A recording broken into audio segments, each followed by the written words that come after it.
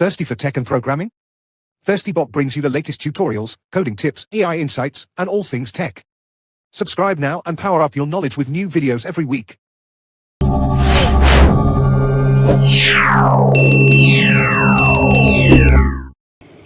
ওকে, তো আজকে আমরা দেখব যে আমাদের যে রিঅ্যাক্ট দিয়ে যারা ওয়েবসাইট বানাইছে আমাদের ভার্সিটি স্টুডেন্টরা, তারা কিভাবে আমাদের যে ভার্চুয়াল সার্ভার আছে সেইখানে হোস্ট করতে পারবে। তো এর জন্য প্রথমে আমরা আমাদের ওয়েবসাইটটাকে দেখে নিই যে ওয়েবসাইটটা কেমন আছে। তো npm স্টার্ট, এটা দিলে মেবি স্টার্ট হয়ে যাবে আমাদের যে সার্ভার ছিল সেটা। এই যে আমাদের যে ওয়েবসাইট আছে, আমি একটা বেসিক চ্যাটজিপিটি থেকে ওয়েবসাইট বানাইছি ছোট। তো এই যে আমাদের যে ওয়েবসাইটটা আছে সেই ওয়েবসাইটটা আমাদের হোস্ট করতে হবে এখন। তো এখন এটা আমি মিনিমাইজ করে দিলাম, এটাকে Ctrl+C দিয়ে টার্মিনেট করে দিব। ওকে, তো এখন আমাদের শুরু হবে মেইন প্রসেস। তো এইখানে আমাদের যে ফোল্ডারটা ছিল, অর্থাৎ আমরা ভার্চুয়াল মিন ড্যাশবোর্ডে লগইন করার পর আমাদের এরকম একটা ফাইল ম্যানেজার অপশন আসবে। ফাইল ম্যানেজার এই যে পাবলিক HTML, এইখানে আমাদের কোডগুলো রাখতে হবে।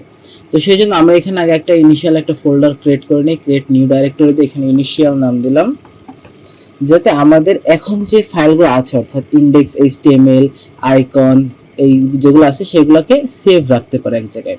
তো এগুলোকে আমরা সিলেক্ট করব করে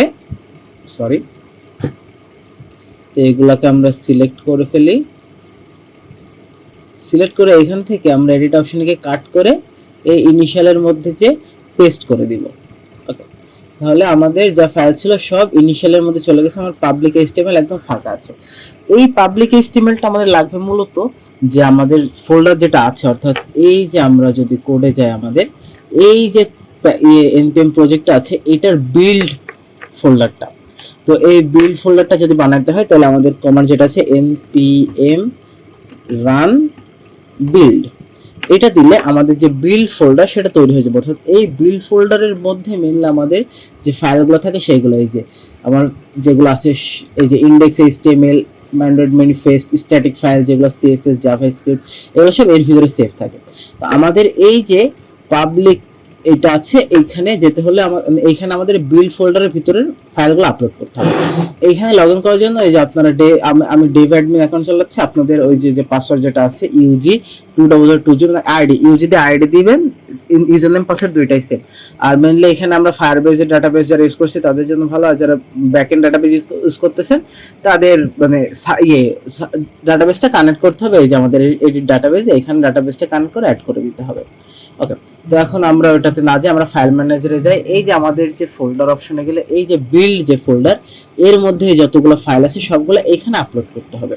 তো এখন আমরা ফাইলসে যাব, আপলোড টু কারেন্ট ডাইরেক্টরি দেবো, এখানে ডাইরেক্টরি আপলোড দেবো, যাতে আমাদের ডাইরেক্টরি একটা আছে এই যে আমাদের যে স্ট্যাটিক ফোল্ডারটা আছে এটাকে আপলোড করব। স্ট্যাটিকটাকে ড্র্যাগ এন্ড ড্রপ করে দেবো এখানে দিয়ে। আপলোড যদি করি তাহলে দেখবো আমাদের এইখানে স্ট্যাটিক ফোল্ডারটা চলে আসছে। এরপরে আবার আমরা ফাইলসে যাব, আপলোড টু কারেন্ট ডাইরেক্টরি দেবো। এইখানে এই যে চেকবক্স এটা আবার সরিয়ে দেবো, কারণ আমাদের এখন যেগুলো সব ফাইলস, এই যে এই ফাইলসগুলো এবার এইখানে এনে জাস্ট ড্র্যাগ এন্ড ড্রপ করে দেবো। শেষ, এবার আপলোড করে দিব আমরা। ঠিক আছে, এই যে আমাদের যত ফাইল ছিল সবগুলো আপলোড হয়ে গেছে। এবার যদি আমরা দেখি যে আমাদের প্রজেক্টটা যেটা ছিল dev.csv.scvd, তাহলে এখানে এই যে আমাদের SSL যেহেতু সার্টিফিকেশন নেই সেজন্য আসছে এই যে আমাদের ওয়েবসাইটে আমাদের যে প্রজেক্ট যেটা ছিল সেটা রান হইতেছে। আমরা যদি আমাদের লোকাল হোস্টে যাই, এই যে আমাদের লোকাল হোস্ট ছিল, এই লোকাল হোস্টে যেটা রান হচ্ছে আমাদের এই যে সার্ভারেও সেই একই জিনিস রান হচ্ছে। তো এইভাবে আমরা আমাদের যে রিঅ্যাক্টের অ্যাপগুলো আছে সেই অ্যাপগুলো আমরা এইখানে রান করতে পারবো। তো ধন্যবাদ, আজকের ভিডিও পর্যন্তই।